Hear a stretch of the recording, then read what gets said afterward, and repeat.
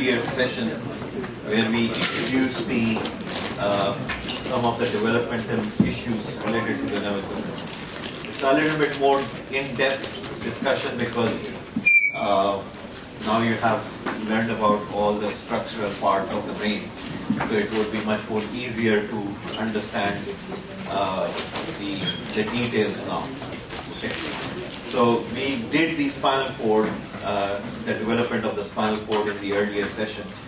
In this session, we are going to talk about the development of the prosencephalon, the development of mesencephalon, and the development of meten and the myelencephalon, which is the rhombencephalon. So we know that there are vesicles within the brain. The prosencephalon is the forebrain, mesencephalon is the midbrain, and rhombencephalon is the hindbrain. So the discussion today is about in-depth development of these vesicles. So we know that there are alar plates and basal plates. In the case of spinal cord, we said cranially, anteriorly the basal plates are lying, and caudally or posteriorly the alar plates were lying.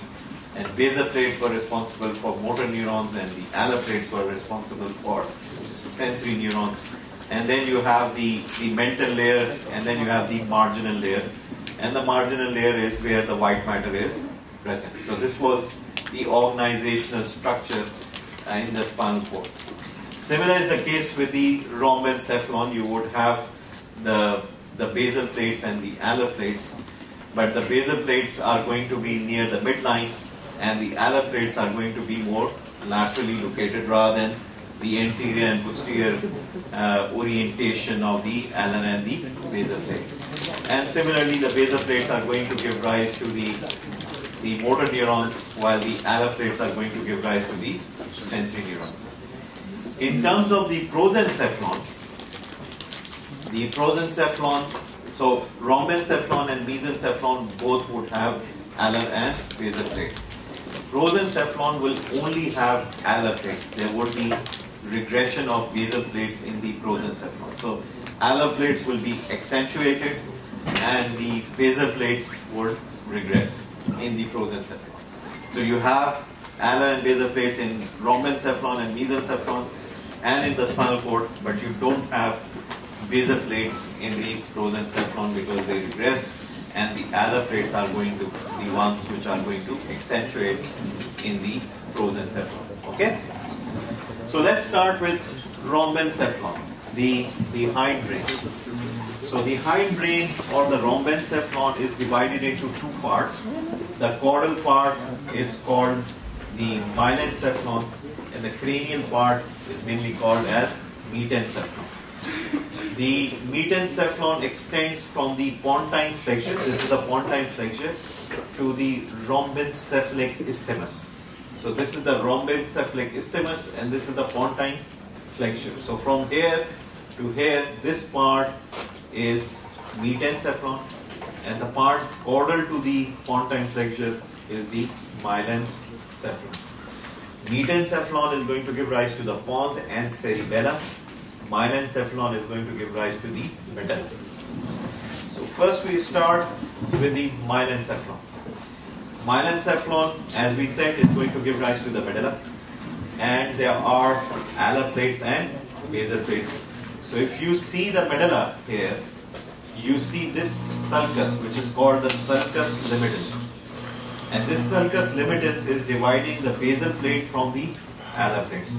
So this is the basal plate medial to the sulcus limigens, and this is the alar plate which is lying lateral to the sulcus limigens. The basal plate is going to have three groups of neurons. The most medial group of neurons is going to be called as the medial somatic group or general somatic group of efferents. And these general somatic efferents, if you remember, they are the muscles which have originated from somites. So in the case of the medulla, the general somatic efferents are going to supply the muscles of the tongue. So these are hypoglossal nucleus. The next one is the special visceral efferent.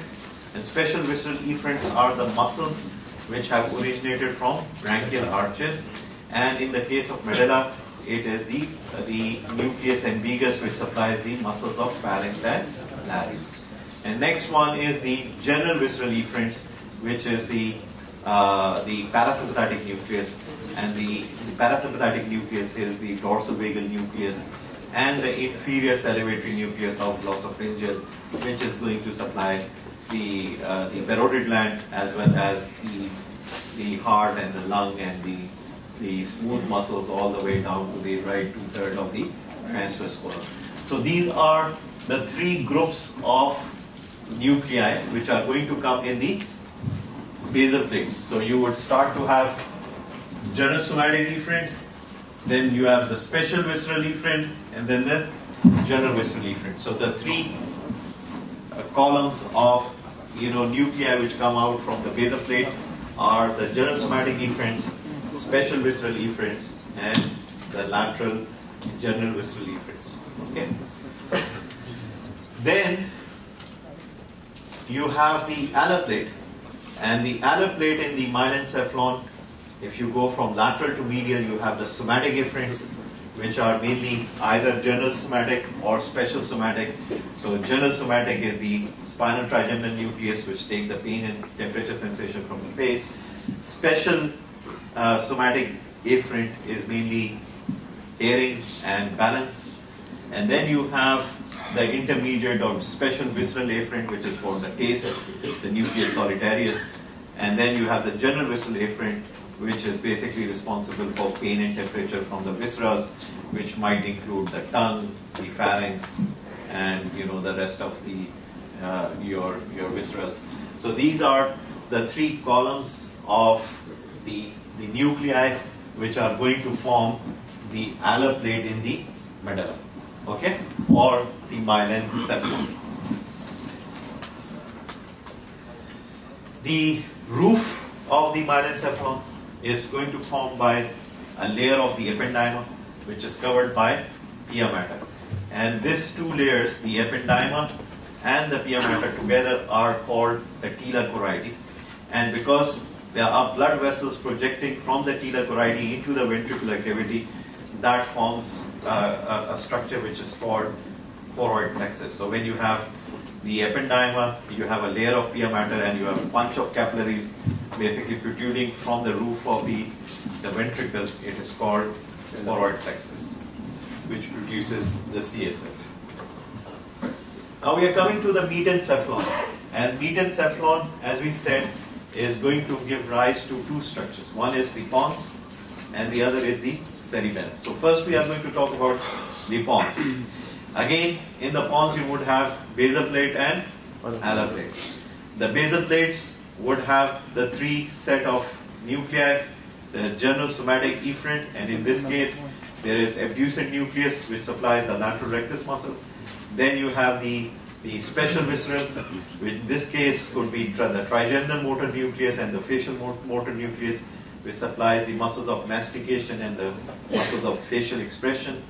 The next one is the general visceral efferents, which are the parasympathetic nucleus of the facial, and this supplies the salivatory glands, the submandibular and the sublingual, and the lacrimal gland. So the three columns of the nuclei from the basal plates are again general somatic, special visceral, and the general visceral.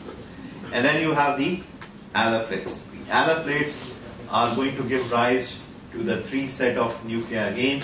You have the general somatic, which is mainly the principal sensory nucleus of trigeminal, which takes the two-touch discrimination and vibration from the face, and a small portion of the vestibular nuclei also project in the pons. Then you have the special visceral, which is the nucleus solitarius. General visceral is not here in this level at the pons, because general visceral is the pain and temperature from the viscera. It can include the pain and temperature which is coming from the tongue and the oropharynx, which goes to the trigeminal nuclei.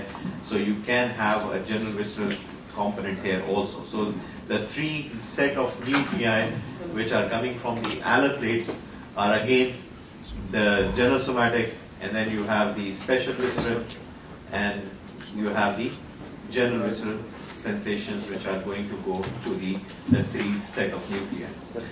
Now the important thing, the important difference is you see in the pons, in the basilar part, you see these transverse fibers. They are a bundle of transverse fibers which are the corticopontocerebellar fibers, and then they go cross into the middle cerebellar peduncle to the opposite cerebellar hemisphere. So these white matter fibers are going to arise from the marginal layer of the basilar plate in the pons. So the basilar plate in the pons is going to have the marginal layer, and that marginal layer is going to give rise to these bundle of fibers which you see in the basilar part of the pons.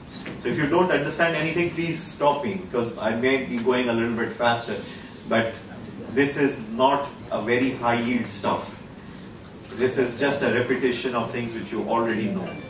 So I'm just trying to relate it with the development, but it is most of the stuff you already know, and it's not very high yield. But if you don't understand anything, please stop me, okay? So the basilar part of the pons, you see these transverse fibers, they are originating from the marginal layer of the basilar plate in the metencephalon. You also see in the basilar part these pontine nuclei, where the corticopontocerebellar fibers are going to relay and then cross. The pontine nuclei which you see in the basilar part of the pons, which you see here, they are basically originating from the alar plates, and they migrate into the basilar part of the pons. So two things which are different from the medulla. One is that you have these bundle of white matter in the basilar part which are originating from the marginal layer of the basal plate of the metencephalon. The other thing is the pontine nuclei. The pontine nuclei are basically the migratory nuclei from the alar plates, and they come into the basilar part of the pons. Now next we are going to talk about the development of the cerebellum. So the alar plates of the metencephalon, if you see here, these are the alar plates of the metencephalon. Can you make out that? These alar plates, they enroll medially, forming two lips, and these lips are called the rhombic lips. Can you make out these? So the alar plates of the metencephalon are going to curl inside or medially, forming these two lips which are called the rhombic lips. These rhombic lips are much more closer cranially, and caudally they are more divergent. They are more on the away from each other. Now what happens next is that the pons is going to form a pontine flexion. So as the pontine flexion is going to form, the two rhombic lips are going to come together and join in the center, forming a plate. This is like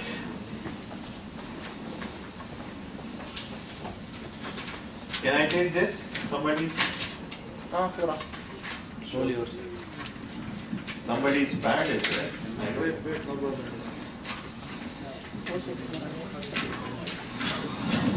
So you see the rhombic lips. Rhombic lips are like this.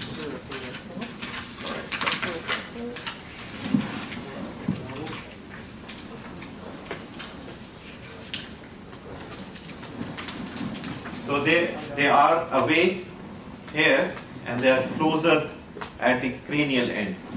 If you are going to bend this like this, because the pons is going to bend, it's going to form a pontine flexion. So these two lips are going to come close to each other, and they are going to form a septum because of the pontine flexion. Because of the pontine flexion, the two lips are going to come closer, and they are going to form a cerebellar plate. Okay?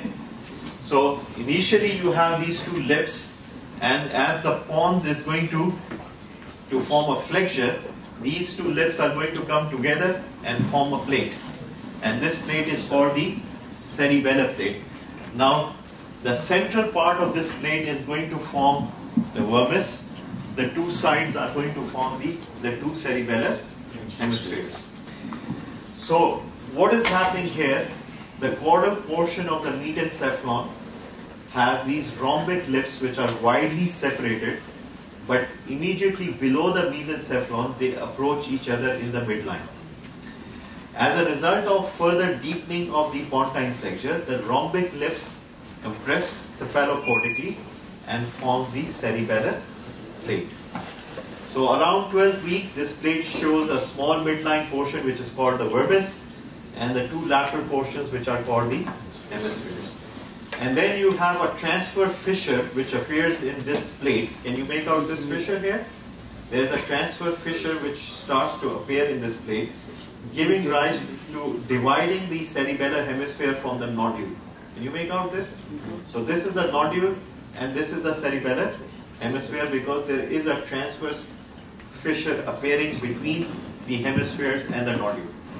And once this transverse fissure is there, then you have the flocculonodular lobe separating out from the rest of the cerebellar hemisphere. Now, initially, if you see any part of the brain and you see the development of the brain, you would find that there are three layers: neuroepithelial layer, there is a mental layer, and there is a marginal layer. So in all the development, when we were talking about the spinal cord also, we said alar and basal plate, which is starting from the neuroepithelial cells. So neuroepithelial cells, mental layer, and then you have the marginal layer. So in the same case of the cerebellum, you would also have a neuroepithelial layer, mental layer, and marginal layer. But you see the cerebellar cortex, you would see there is a molecular layer, there is a Purkinje cell layer, there is a granule cell layer, then you have white matter, and within the white matter there is deep cerebellar nuclei. So this is morphologically, we made the two hemispheres and the vermis and the flocculonodular lobe. But histologically, you need to have a cerebellar cortex which has three layers: the molecular, Purkinje, granular, and then you have white matter, and white matter has deep cerebellar cortex. So we'll see next how these layers are going to develop.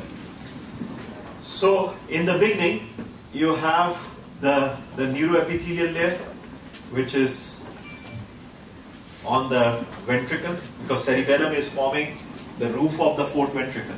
So the cell layer which is lining the ventricle is neuroepithelial layer. The next layer is the mental layer, and then the final layer is the marginal layer.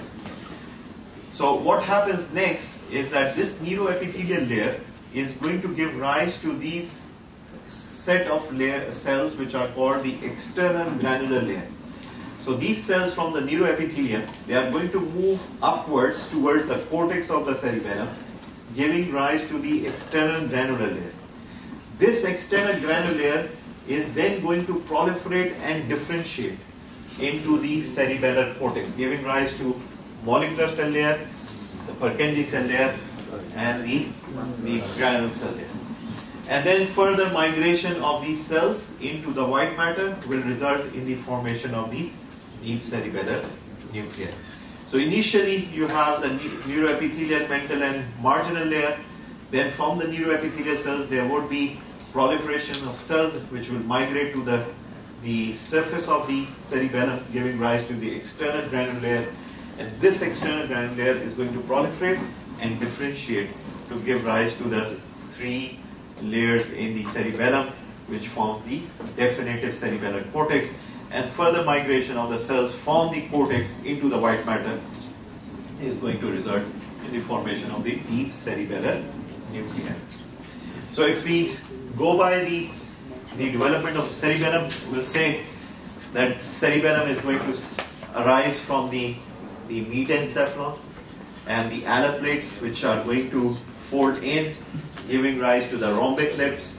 And once the pontine flexure deepens, the rhombic lips will come close to each other, giving rise to the cerebellar plates. The central part is going to give rise to the vermis. The lateral part is going to give rise to the the cerebellar hemispheres. Then you have around the 12th week a transverse fissure which is going to divide the cerebellar hemisphere from the nodule, giving rise to the flocculonodular lobe. Initially, histogenically, you would have the three layers, the neuroepithelial, the mental, and the marginal layer. The neuroepithelial layer is going to proliferate, giving rise to the external granule layer. The external granule layer is then going to proliferate and differentiate, giving rise to the definitive cerebellar cortex. And further migration from the external granule cell layer is going to give rise to the deep cerebellar nuclei which are present in the white matter. Okay, next we are coming to the midbrain. And the midbrain is going to again have the basal plate and the alar plates. In case of the midbrain, the basal plates are going to give rise to the geniosomatic column, which is going to supply the muscles of the eye. So this is mainly the motor nucleus of oculomotor and the motor nucleus of the trochlear nerve. Then you have the general-visceral efferents, and general-visceral efferents are the parasympathetic nuclei, which are the nucleus of the third nerve, which is the Edinger-Westphal nucleus, supplying the smooth muscles in the eye, the pupillary sphincter muscle, and the ciliary muscles. The important thing here is that the basal plate, the marginal layer of the basal plate here, is going to give rise to the crus cerebri. So, similar to the pons, the marginal layer or the white matter layer of the basal plate here is going to give rise to the crus cerebri. On the other hand, the alar plates here are going to give rise to the superior colliculus and inferior colliculus. Superior colliculus, as you know, is responsible for visual reflexes. Inferior colliculus here is responsible for auditory reflexes. So the alar plates here are going to give rise to the superior and inferior colliculus, and the basal plates, we know that they are going to give rise to the motor nucleus of the oculomotor and the parasympathetic nucleus of motor nucleus of oculomotor and trochlear, and the parasympathetic nucleus of the oculomotor, and the marginal layer from the basal plate is going to give rise to the crus cerebri.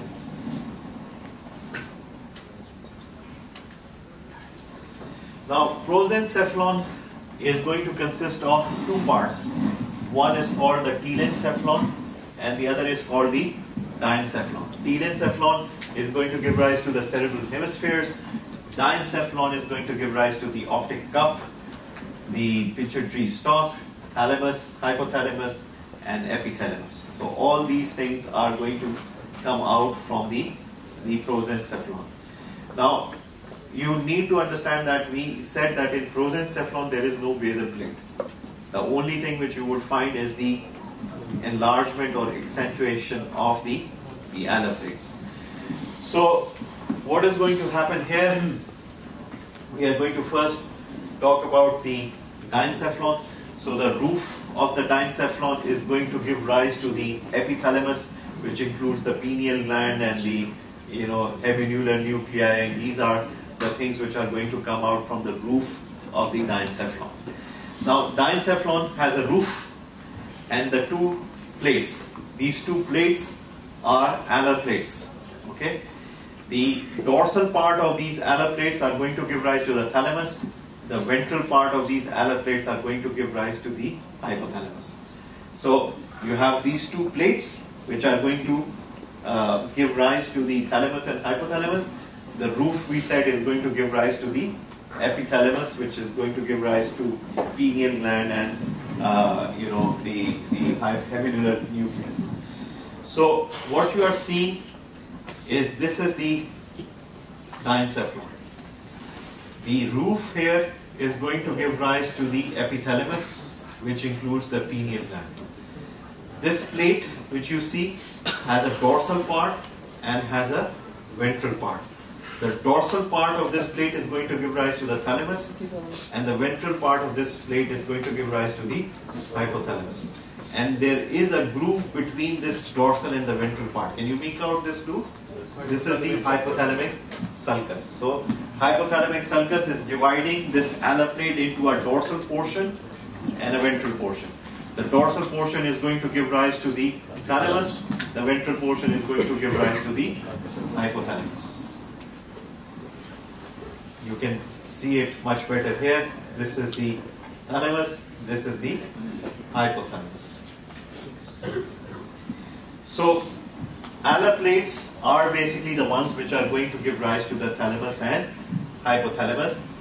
The groove between the thalamus and hypothalamus is called the hypothalamic sulcus, which divides the plates into the dorsal and the ventral portions. The expansion of these lateral plates is so much that sometimes you see that the central part of the thalamus are touching each other. Although between the two thalami you have this cavity which is the third ventricle, but at one particular point you would have interthalamic adhesions. Because these lateral plates are going to grow, they are going to form the two balls which are the thalamus, and at the center they might have adhesion with each other. So that is called interthalamic adhesion. One of the other things which are going to come out from these plates, especially the ventral part of these plates, are these protrusions which are called the medullary bodies. And medullary bodies are going to give rise. They are important structures which are going to come out from the ventral surface of these plates from the hypothalamus, and they have function in behavior and emotional responses.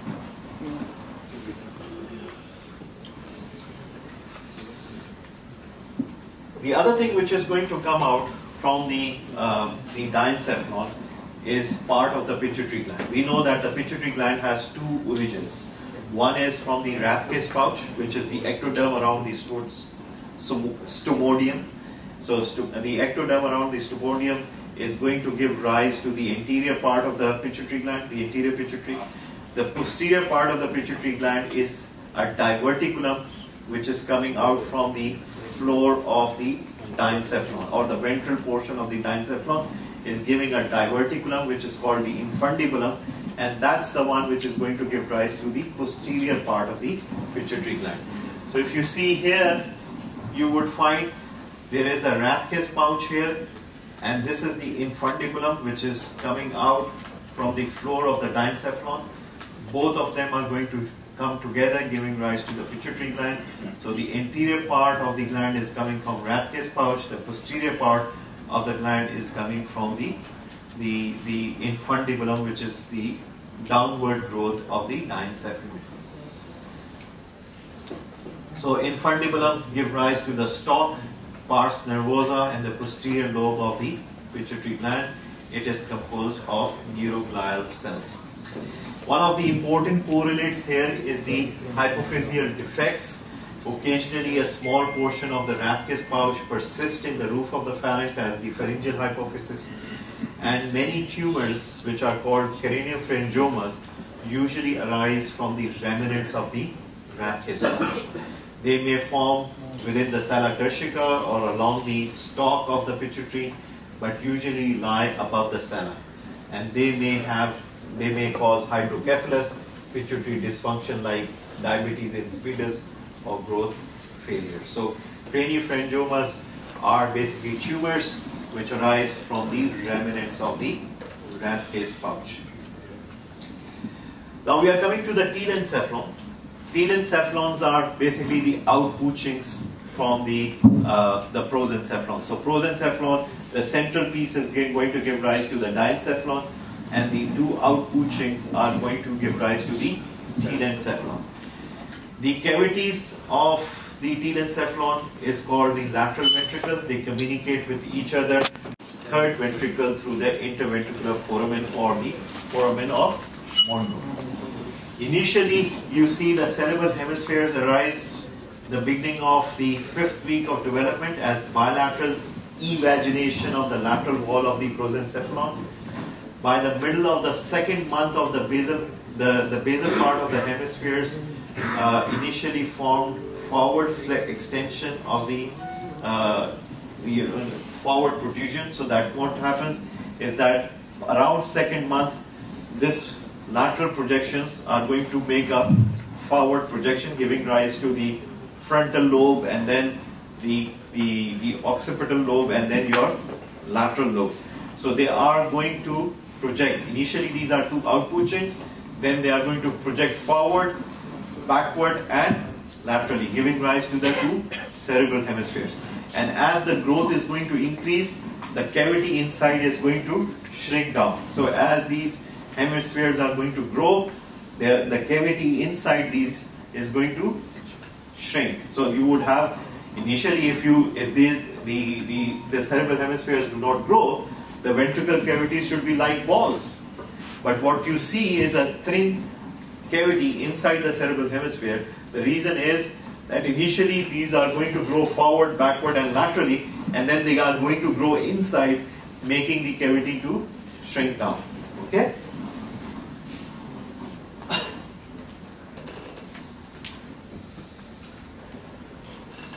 Now we are going to talk about some of the clinical abnormalities associated with the development of brain. One of them is called holoprosencephaly.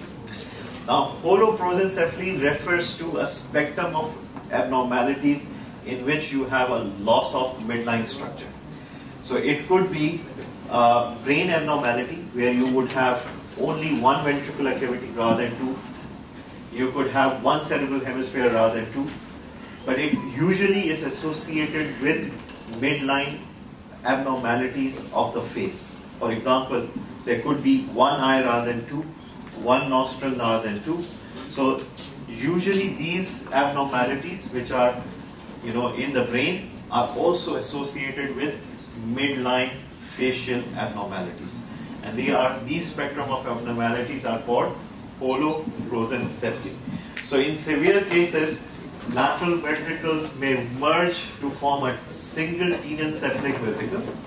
The eyes are fused. There is a single nasal chamber along with other midline facial abnormalities. So this is the concept of the holoprosencephaly, where you would have midline abnormalities in the brain as well as in the facial structures.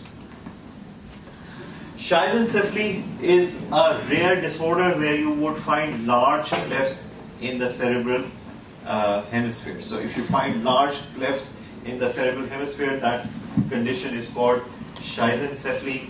There's a lot of brain tissue loss in these conditions. Then we come to meningocele, meningoencephalocele, and meningohydroencephalocele. Now, like the spina bifida, where you would have the abnormal development of the vertebra, you can also have defects in the ossification of the skull bones. So if you have defect in the ossification of the skull bone and there is only protrusion of the meninges, it is called meningocele. If it is the protrusion of the meninges with the brain tissue, it's called meningoencephalocele.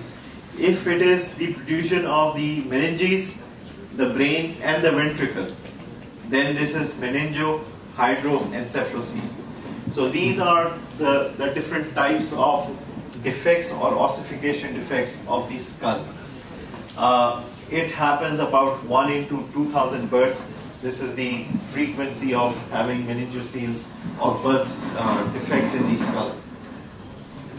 You can see it here. This is the meningocele, this is the meningoencephalocele, and this is the meningohydroencephalocele. Then we are coming to the certain defects where you would have no covering of the brain. For example, exencephaly. So vault of the skull is missing. So if there is no vault of the skull, the condition is called exencephaly. It happens because of the cranial neuropore, which is the cranial part of the neural tube. If it fails to fuse, you would have no covering of the brain, or there is no vault of the skull. So what would happen? The brain tissue is going to be exposed to the exterior, and as a result it is going to become necrosed. So when it becomes necrosed, then we call it anencephaly. Exencephaly means there is no vault of the skull. Anencephaly means that the cerebral hemispheres are necrotic because they are exposed to the exterior and they become necrotic, and that condition is called anencephaly. Yes. Is this considered the neural tube defect? It is a neural tube defect. So, yes, the alpha beta protein. It would. You would see that there is no wall of the skull. There might be hydromenos also, because the swallowing mechanism of the babies is also affected. What means hydromenos?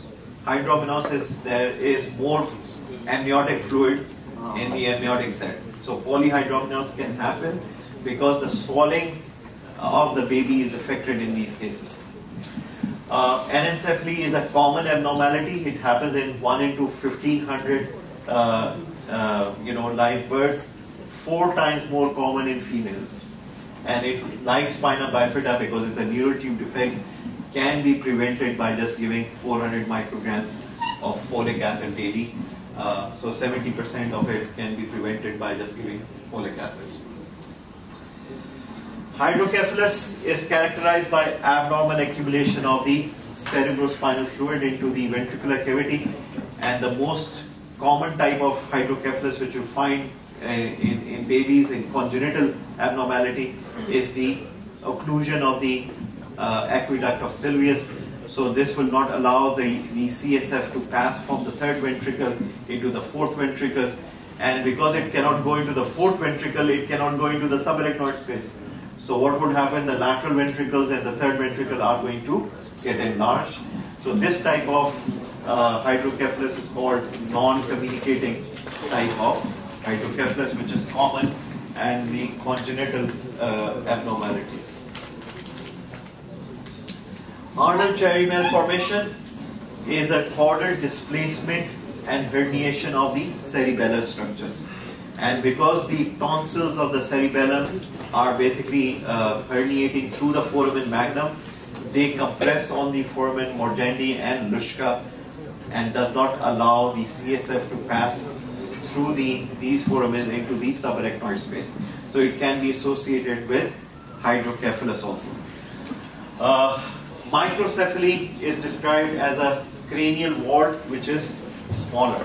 So if the cranial wart is small, there would be less space for brain to expand. And you know that the development of brain even happens after birth. So if there is a small cranial wart, the development of brain is going to be restricted. So microcephaly can cause a lot of mental retardation because there is no space for the brain to increase in size. It could be, yes? There will not be herniation? Herniation. There is no herniation, but the brain development will be stopped because the skull bone is too small. So it could be autosomal recessive.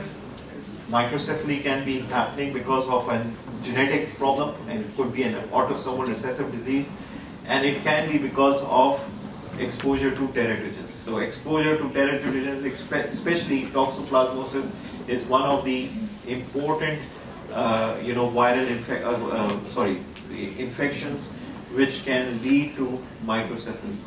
So exposure to teratogens and especially infection to toxoplasmosis can lead to microcephaly. Okay, the last thing is that what you need to know is that many brain problems, or you would find several babies born with severe mental retardation, and when you do the imaging, you find structurally their brain is absolutely normal. So it doesn't mean that structurally, if the brain is absolutely normal, you cannot have abnormalities with the brain function. There could be several metabolic brain diseases where structurally, when you do the imaging, the brain looks absolutely normal, but they would have severe abnormalities in terms of function of the brain, mental retardation and other cognitive effects. On the other hand, you may find a structural abnormality in the brain, like you have corpus callosum may be partially or completely absent, and still there is no functional abnormality which you could detect. So it's not necessary that every time you are going to see a structural abnormality, you find a brain problem in the brain function. Or otherwise, you find a structural abnormality, but you don't find any functional issues. So both can happen. In children born with severe mental retardation, you might find no structural abnormality of the brain on imaging. On the other hand, you might find a structural abnormality and there is no sensory motor loss or any higher mental function deficit which you could appreciate in a person with a structural abnormality. So both things can happen, even though most of the time you would find a structural abnormality related with the function, but sometimes you would not find any structural abnormality, but you might find severe mental retardation and cognitive effects. Okay? Thank you very much. We are going to stop here.